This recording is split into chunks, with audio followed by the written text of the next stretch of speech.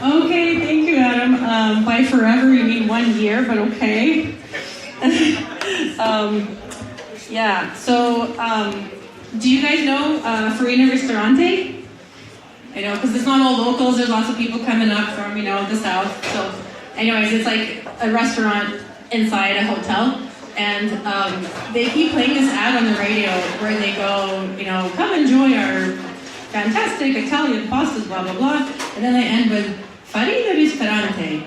Remember, you don't have to sleep with us to eat with us. And I'm always like, oh man, I was really looking forward to sleeping with Lorenzo or I don't know, maybe Fabio if Lorenzo's all tied up tonight, already. And I keep meaning to call them and ask, okay, I don't have to, but is it still an option to sleep with you? Is that still on the table? I mean, because on the table, off the table, whatever. So I'm trying to not refer to the script as much tonight.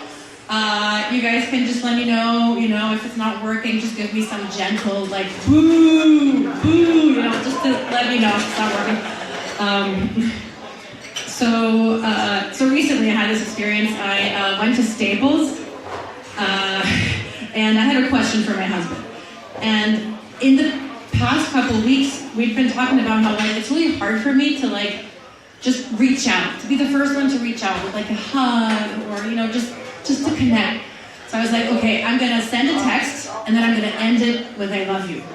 And I was like, oh my God, I wanna do it and I don't wanna do it, I'm terrified to do it because it's so vulnerable, right? I might be like, hey honey, I love you. And be like, we have 2 kids and been married for 10 years, but this is really awkward. I actually just wanna be friends. That's kind of what I expect every time.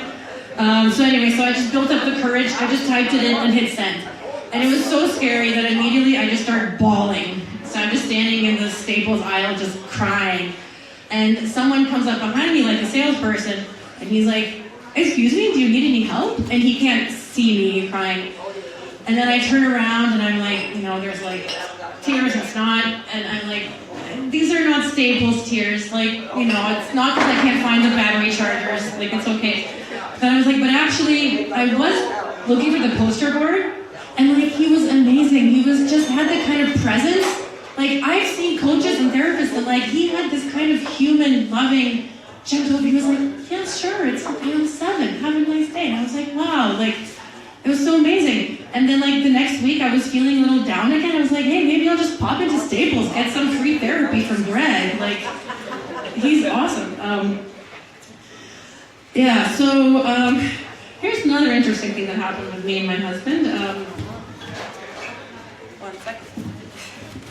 So I had just arrived home from a 3-week trip away, and he came home a little early that day from work, and he just walked into the kitchen. And it's always kind of weird. Again, it's kind of awkward. I'm awkward and weird. And so after being away for that long, we almost felt like strangers in a way. And he came into the kitchen and I was butt naked in the kitchen. Just cooking food and listening to some stand-up comedy. And the joke, when he walked in, the joke was, I'm either gonna die or take a shit. And it was by Joe List, one of my favorite, stand-up comedians. And that's the exact moment he came in and just felt super weird. It was I don't know, it wasn't even a dirty joke, really, but I felt so exposed. He caught me fucking someone in the kitchen or something. I don't know why, it felt super weird. And I mean, really, what? I like to cook naked. Is that so wrong? What's the big deal? I mean, I breastfed both of my children, so you can say everyone in my family has already had a taste of me, in one way or another. It's really, is that even weird? Honestly, but yeah, so you can tell, there's some weird things going on with me, so, I know I need some help, so I decided to look into, getting some support. And I was like, you know what, I'm going to be weird and different and quirky. I'm not going to see a therapist, I'm going to see a coach. Because basically, coaching is like therapy, but it's completely unregulated, which means you get like double the experimental treatments for half the cost. And I really need the cost reduction because like I've seen a health coach, I've seen a parent coach, and a relationship coach. Okay, fine, that last one was a sex coach, to be fair, but I mean, gonna refer back to the notes for this one. But yeah, you know, so it was supposed to be sex coaching, but it ended up not being about that because, like, you know, why talk about ancient history? Why, you know, waste time? And I mean, really, like, you know, you might judge me, but like after having 2 kids, it's very hard to, you know, maintain a physical, intimate relationship with 2 young kids in the house. And, you know, if any one of you has been able to do it, I will hire you as my personal sex coach, okay? Please. But one day, one of my coaches actually turned to me and was like, you know, Masha, I think you should really see a therapist. Maybe not always successful. But yeah, you know, like, oh, let me find that piece of paper. The main piece of paper. There you go. But yeah, so kids, like, most of my mental health issues come from having kids. So like one time someone saw both of my kids together, and they were like, oh, they're like 2 peas in a pod. I was like, okay, yeah, they're cute, but like, maybe these peas don't belong in the same pod, because one of the peas keeps shoving the other pea and telling it doesn't want any other peas in the pod, and it's like, I'm the best pea in the pod, and like, can we just stop skipping on pods and just get separate pods for my peas? It's not really working out that well. Yeah, I don't know.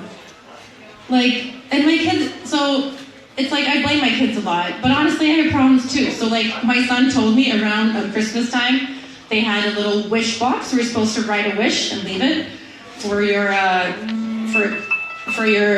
sorry, that's my timer.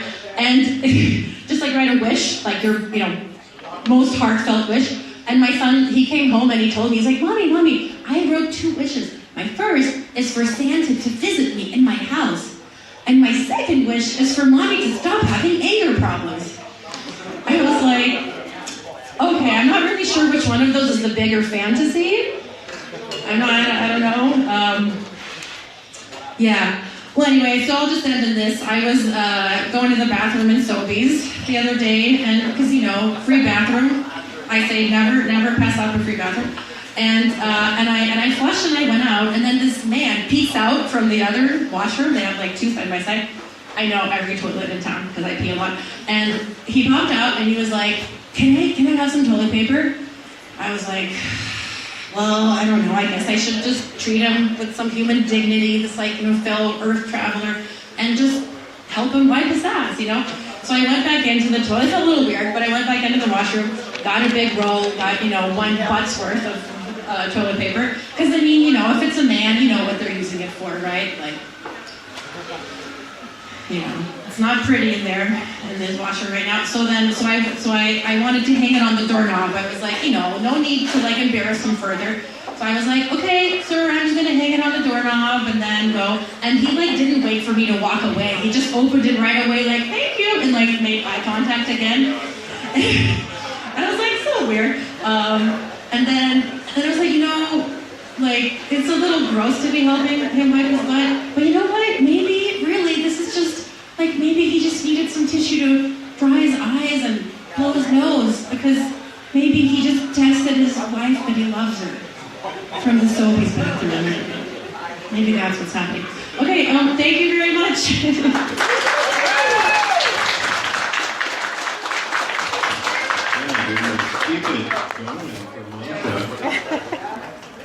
Incredible.